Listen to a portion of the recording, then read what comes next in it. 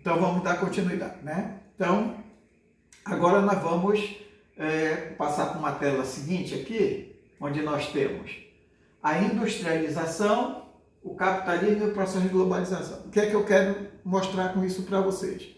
Quero mostrar para vocês que o processo de industrialização está intimamente relacionado ao processo de desenvolvimento do sistema capitalista, tá?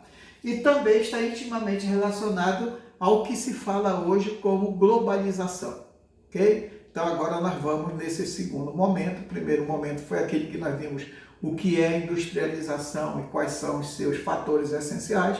Agora nós vamos pensar nesse aspecto aqui. Vamos fazer uma relação entre o processo de industrialização com o sistema capitalista e depois com o processo de globalização, ok? Então vamos começar pensando um pouquinho em capitalismo. Vocês já estudaram no 8º ano comigo, né? Um conceito básico de capitalismo. O que é o capitalismo? O capitalismo foi um sistema político-econômico que surgiu em substituição ao sistema feudal e caracteriza-se basicamente por ter como meio de produção aquilo que nós chamamos de capital. O que é o capital? Você logo responde, dinheiro. Não, dinheiro é uma forma de capital, mas capital não é obrigatoriamente dinheiro, né? Muitos países não têm dinheiro, mas eles têm papéis, têm ações, né? Tem tantas outras questões, outros aspectos que também servem como se fosse capital. Então a melhor definição de capital para nós é dizer que capital seria o quê? Seria tudo aquilo que produz riqueza, tá bom? Então, o que é o capitalismo? É um sistema político-econômico, cujo meio de produção é o capital e tem como objetivo o quê? O aumento do capital, o acúmulo de capitais, que nós tradicionalmente chamamos isso de lucro. Então, o capitalista é aquele que produz para vender, vende para lucrar. E ao lucrar, produz mais, vende mais e lucra mais. E então ele pode produzir muito mais, vender muito mais e lucrar muito mais. E depois pode produzir muito, muito mais e assim vai, né? Então o capitalismo seria basicamente isso daí, tá bom? Didaticamente, nós dividimos o capitalismo em 4 momentos. Mas vejam que na tela eu coloco apenas 3 momentos principais, né? No modo geral, se divide o capitalismo em 4 momentos. Entre o século XII ou século XIII até o século XV, nós temos uma fase chamada de pré-capitalismo. Seria uma fase de transição, onde ainda mantém-se algumas estruturas do sistema feudal, baseado na troca, mas começa já a se desenvolver uma outra forma de atividade econômica, que seria essa que visa basicamente a lucratividade. Então você tem ali uma fase de transição, né? Basicamente no espaço europeu, tá? Aí nós vamos ter uma segunda fase do capitalismo, que já está aqui no quadro, que é chamada de capitalismo comercial. Todo capitalismo é comercial, né? É quase que uma redundância, né? Então aqui eu tenho, por exemplo, capitalismo comercial. Esse capitalismo comercial ele surge no século XV, século XVI, basicamente naquele contexto das grandes navegações, né? Então nós temos as grandes navegações e com as grandes navegações nós vamos ter a expansão do comércio, daí vem aquilo que nós chamamos de revolução comercial. O comércio passa a se expandir além dos horizontes europeus ou aquela relação que existia através da rota do mar Mediterrâneo entre Europa e o Oriente, ou seja, as Índias, naquela busca de especiarias. Agora, nesse novo contexto, vamos ter novos territórios sendo conquistados pelos europeus, né? Vai haver a descoberta do continente americano, por exemplo, né? E então nós vamos ter uma expansão do comércio. E com a descoberta do continente americano vem a seguinte questão: qual vai ser o principal meio de acumulação de riqueza do capitalismo comercial? Vai ser basicamente aquilo que nós chamamos de colonização, de exploração da América Latina, que também vocês estudaram no 8º ano. Então nós temos o capitalismo comercial. Então eu tenho século XVI e XVII, a Revolução Comercial e a exploração da América Latina, a chamada exploração a colonização de exploração, fica melhor assim, para vocês entenderem, ok? Então eu tenho esse contexto. Agora, já mais relacionado ao que nós estamos estudando agora, né? Então eu tenho século XVIII e século XIX, nós vamos ter a Revolução Industrial, né? Então nós vamos ter uma nova forma de capitalismo sendo apresentada, não mais o capitalismo meramente comercial, agora vamos ter o que chamam de capitalismo industrial. Não significa dizer que não há comércio, pelo contrário, vai haver uma expansão do comércio, né? O capitalismo sempre vai ser comercial, só que aqui nesse contexto vai receber essa denominação de capitalismo industrial provocado pela Revolução Industrial, né? E essa Revolução Industrial vai ter também como ponto de acumulação de riqueza o neocolonialismo. Se no capitalismo comercial nós tivemos o colonialismo da América, agora nós vamos ter o neocolonialismo, ou, como alguns autores preferem colocar, o imperialismo, né? As potências europeias agora se industrializando e necessitando aumentar suas fontes de matéria-prima, necessitando aumentar seus mercados consumidores, necessitando buscar mão de obra mais barata. O que é que essas potências vão fazer? Elas vão expandir o seu domínio sobre a África e a Ásia, ou parte da África e parte da Ásia. E então, em 1884, vai ser assinado um tratado chamado Tratado de Berlim, e esse Tratado de Berlim vai definir a partilha do espaço africano entre os vários países europeus, ou entre as potências europeias. Então, uma das marcas desse capitalismo industrial que nós vamos ter aqui é justamente o imperialismo e a partilha do continente africano, né?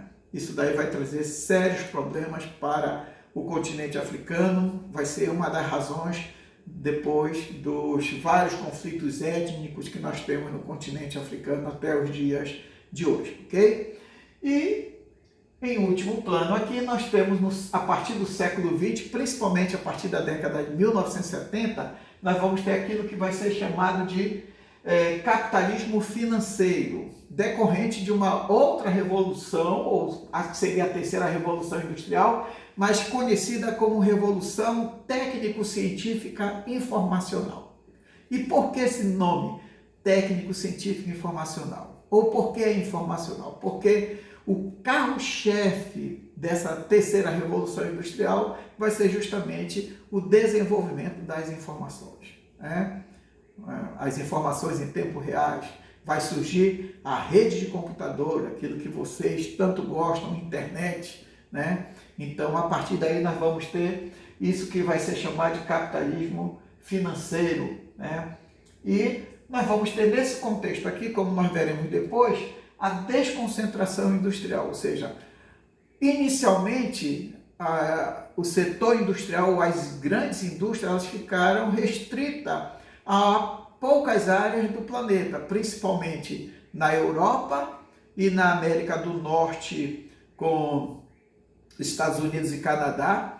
Já no Extremo Oriente, a partir de 1867, quando se desenvolve a chamada Era Meiji, no Japão, então nós vamos ter a industrialização japonesa. Então vejam que até o século XX, até meados do século XX, a industrialização ela estava localizada apenas nessas potências, ou nesses países da Europa, América do Norte, no caso do Japão, no Extremo Oriente. A partir do século XX, principalmente a partir do período da Segunda Guerra Mundial, começa então uma desconcentração industrial, ou seja, várias indústrias, várias empresas, grupos empresariais agora se transferem dos países desenvolvidos para alguns países subdesenvolvidos ou países emergentes, aquilo que inicialmente era chamado de empresas multinacionais e que hoje tem sido denominado de empresas transnacionais. Há uma diferençazinha pequena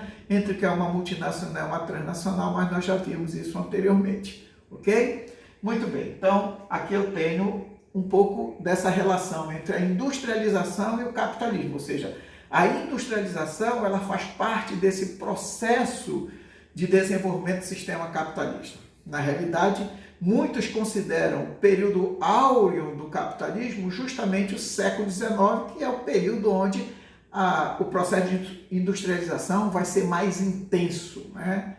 Naquele contexto ali, ok? Então, isso com relação ao sistema capitalista. Com relação ao processo de industrialização, nós temos três revoluções industriais, né? Para a gente poder compreender. Então, eu tenho primeira revolução industrial, século XVIII, até basicamente a sexta década do século XIX, né, 1860, por aí nós ainda temos ainda essa primeira revolução industrial, que é marcada pelo pioneirismo inglês. A Inglaterra foi o primeiro país a se industrializar, em decorrência de alguns fatores, que estão relacionados com aqueles fatores essenciais que eu mencionei, ou seja, o acúmulo de capitais, em decorrência da exploração da América Latina, né? Porque, muito embora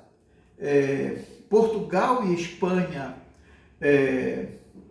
fossem os países que colonizaram a América Latina, ou as principais áreas da América Latina foram colonizadas pelos portugueses e espanhóis, mas tanto portugueses quanto espanhóis tinham uma grande dependência com relação à Inglaterra. Tem um autor chamado Meleadas, ele utiliza uma frase que dá para a gente entender um pouquinho essa questão. Ele diz assim, que Portugal e Espanha detinham a vaca, mas quem se beneficiava com o leite dessa vaca era a Inglaterra, né? Para mostrar como a Inglaterra foi quem mais se beneficiou nesse momento do colonialismo. Também a Inglaterra, várias fontes de matérias-primas essenciais para a primeira Revolução Industrial e também depois para a segunda Revolução Industrial eram encontradas no espaço inglês, tá? Então, são fatores que a gente não pode deixar de perceber como fatores importantes para o desenvolvimento dessa primeira Revolução Industrial. A principal fonte de energia foi o carvão mineral. Naquele contexto não se conhecia ainda o petróleo só vai ser descoberto depois, no século XIX, final do século XIX, na Pensilvânia, né, nos Estados Unidos, né? O principal setor que vai se desenvolver nesse contexto é o setor têxtil, né?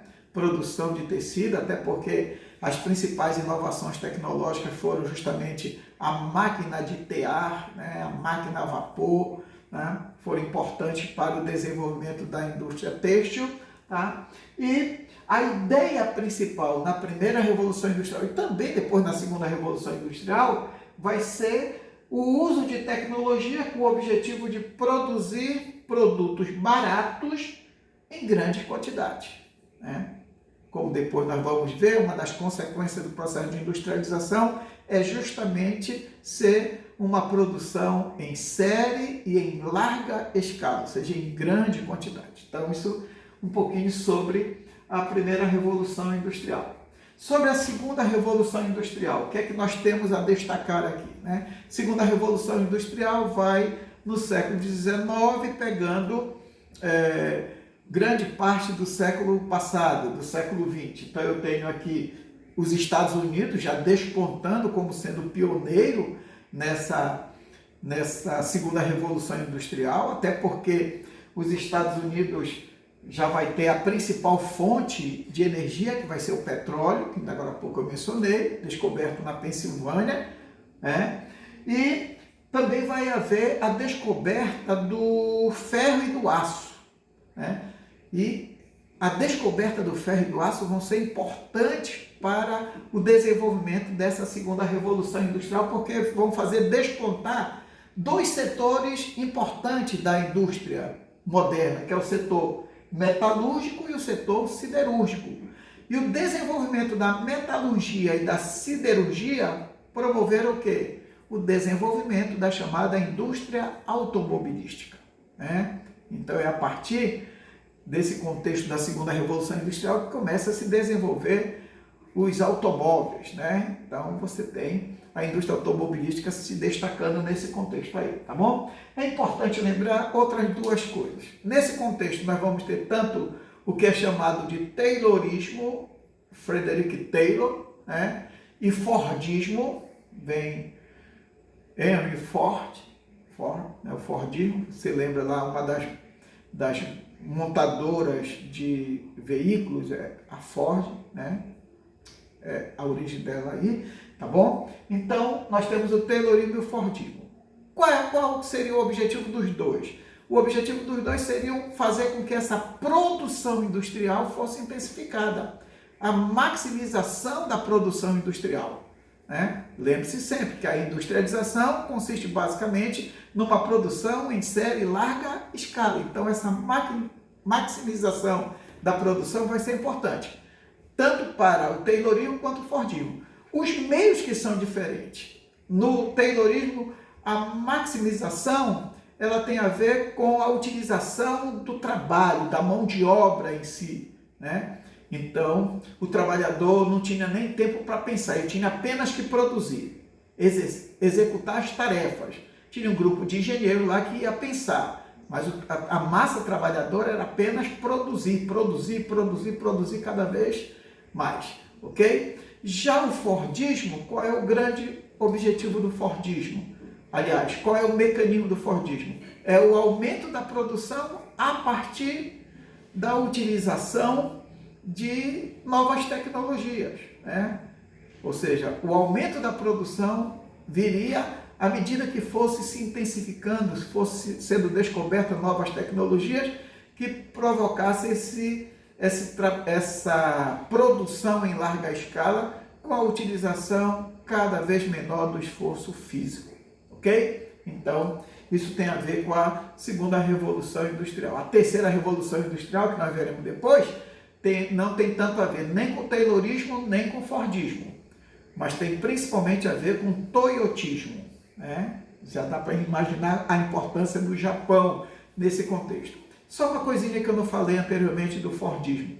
O Fordismo ele vai ser importante porque no Fordismo vai surgir as chamadas esteiras rolantes dentro das fábricas.